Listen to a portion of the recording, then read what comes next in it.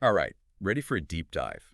Today, we're tackling something you use every single day but probably never think about: cloud load balancing. We're using Google Cloud's own documentation to guide us, and let me tell you, it's way more interesting than it sounds. Seriously, think about it. Every time you load a website, stream a video, buy something online, there's a ton of stuff happening in the background to make sure things run without a hitch. That's cloud load balancing doing its thing. And we're not just talking theory here. We're going straight to the source, how Google uses this tech to handle the insane amounts of traffic they get every day. We're talking scaling from zero to handling massive traffic spikes in seconds. Seconds. Yeah, it's mind-blowing when you really stop to think about it. You know how annoying it is when a website crashes because there are too many people on it? That's what load balancing prevents. It's like a super smart traffic cop directing all those users to different servers so no single server gets overloaded. So it's all about keeping things running smoothly no matter how much traffic is coming in. And Google Cloud really emphasizes the benefits in their documentation, preventing those annoying performance issues, minimizing risk, making sure things are reliable, which, honestly, is what we all want when we're online, right? But I'm curious about the tech behind it all. The documentation mentions things like maglev and Andromeda, Google front ends. These names sound like something out of science fiction. Can you break those down a bit? How do they all work together? Absolutely. So think of it this way. Google has this crazy complex network to handle all its services: search, Gmail, YouTube, you name it. Maglev is like the superhighway of that network, moving data between servers super fast. Andromeda is what connects all those servers, making sure they can talk to each other quickly and efficiently. And then you've got Google front ends. They're like the entry points for all the traffic coming into Google's network, like the receptionists, greeting visitors, and pointing them in the right direction. Okay, that helps a lot. But there's this other term, single anycast IP address, that I keep seeing. Honestly, it sounds a little intimidating. Can you explain what that means? And why is it so important? It's actually simpler than it sounds. Remember how we talked about Google front ends being the entry points?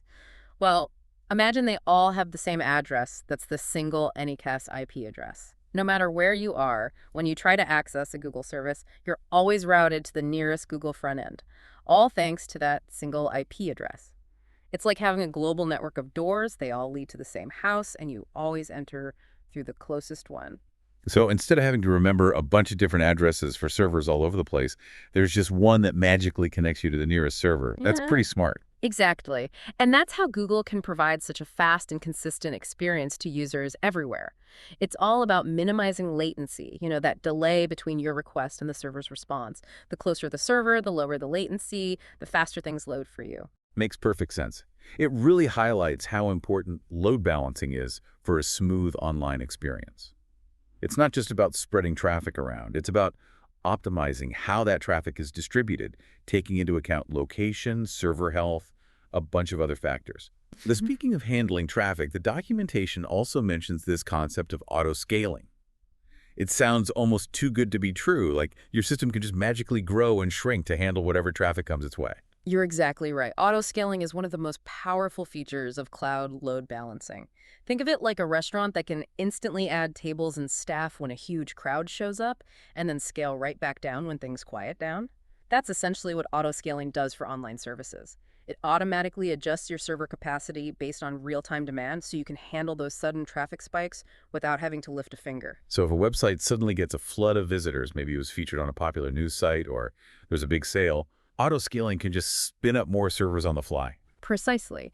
And the best part is, it all happens seamlessly. Users won't even know anything is happening behind the scenes. They'll just have a fast and responsive experience, even during those peak traffic periods. Okay, that is seriously impressive. And it's all happening thanks to software, right? Right. No clunky hardware or manual adjustments. Exactly. That's the beauty of software-defined load balancing. It gives you incredible flexibility and scalability.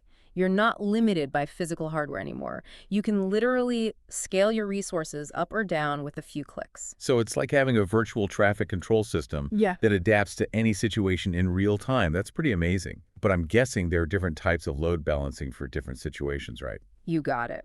And that's where things get even more interesting. We've got layer 4 load balancing and layer 7 load balancing, each with its own strengths and use cases. Okay, now you've got me intrigued. Can you explain the difference between those two? The numbers are throwing me off a little. Sure. Think of it this way. Layer 4 load balancing is like a traffic cop who's really good at directing cars based on their basic information, like where they're coming from and where they're going. It looks at the IP addresses and port numbers of the incoming traffic and distributes it accordingly. Layer 7 load balancing, on the other hand, is like a traffic cop who can actually read minds. It can look deeper into the traffic, figure out what the requests are actually about, and make smarter routing decisions based on that. So Layer 7 can understand what's in those requests and make decisions based on things like the URL or specific keywords. That's pretty advanced. It is, and that intelligence allows for much more sophisticated traffic management. For example, Layer 7 can be used to route requests for specific web pages to dedicated servers, or to prioritize traffic from certain users or locations. That's fascinating. It's like having a personalized traffic control system for your online services. But I'm assuming the choice between Layer 4 and Layer 7 depends on the specific application, right? Right. And what it needs. Absolutely. And just to add another layer, we also have different types of load balancers within those layers, like application load balancers and network load balancers. But we'll get into those details in the next part of our deep dive. All right, I'm hooked. This is way more complex and fascinating than I ever imagined. Can't wait to uncover more. Welcome back to our deep dive into cloud load balancing. Ready to explore more about how it shapes our online experiences? Definitely. Still wrapping my head around how much is going on behind the scenes every time I click a link or open an app. We covered the basics in part 1, what load balancing is, how it works, and the different types. But you mentioned application load balancers and network load balancers. Can you paint a clearer picture of those? When would you choose one over the other? For sure. Let's start with application load balancers. Think of them as specialists specifically for web traffic, like websites and web applications. They operate at layer 7. That means they can understand the actual content of those HTTP and HTTPS requests. Remember how we talked about layer 7 being like a mind-reading traffic cop?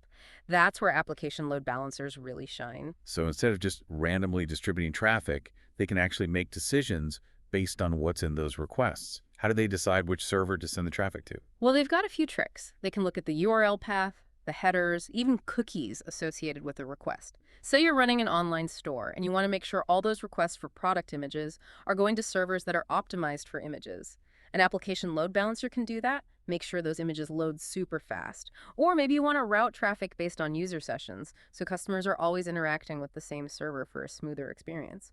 Application load balancers can handle that too. So they're like conductors, making sure all the requests flow in the right direction for the best user experience. It's amazing how much goes into something we just take for granted. But what about those other types of traffic? TCP and UDP.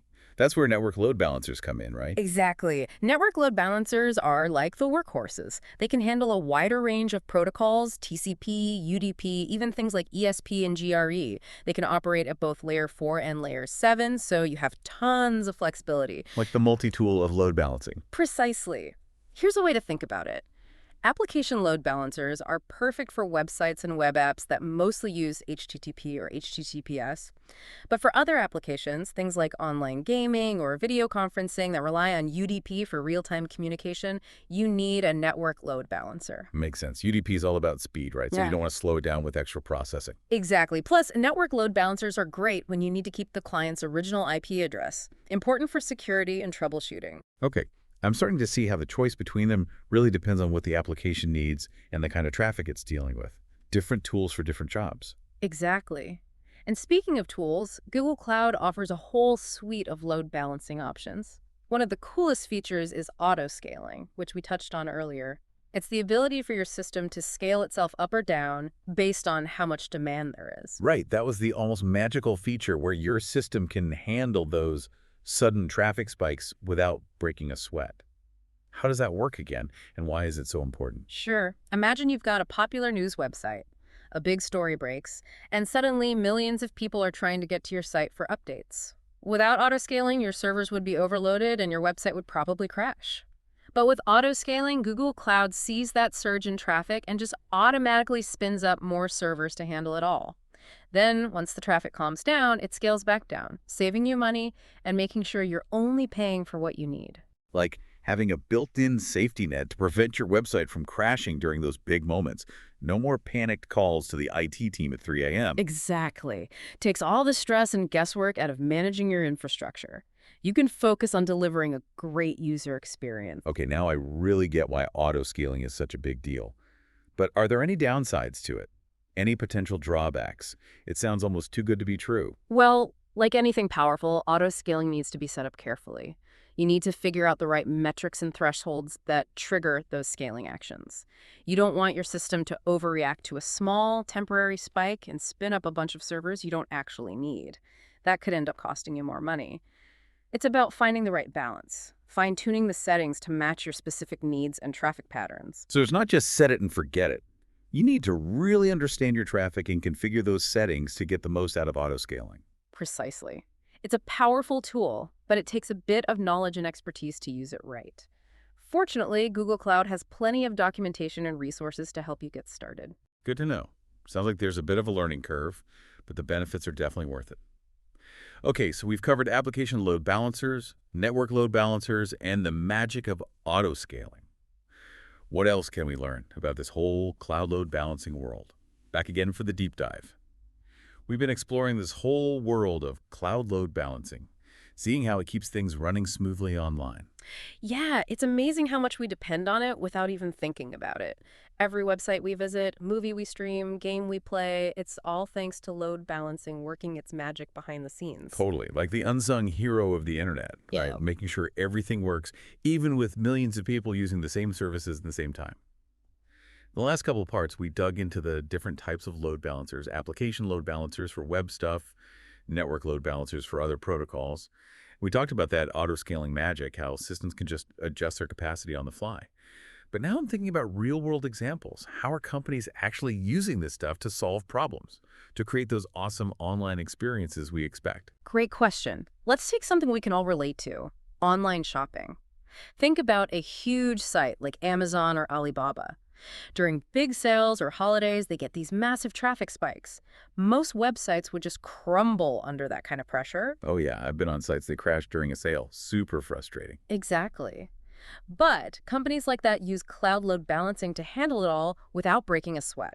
They can instantly scale their servers up with auto-scaling so everyone can keep shopping no problem, even with millions of people hitting the site. So no more refreshing like crazy or getting error messages, just a smooth experience even when everyone's trying to get that same deal. Precisely. And it's not just about handling traffic, it's about being resilient. Let's say one of their servers goes down somewhere in the world.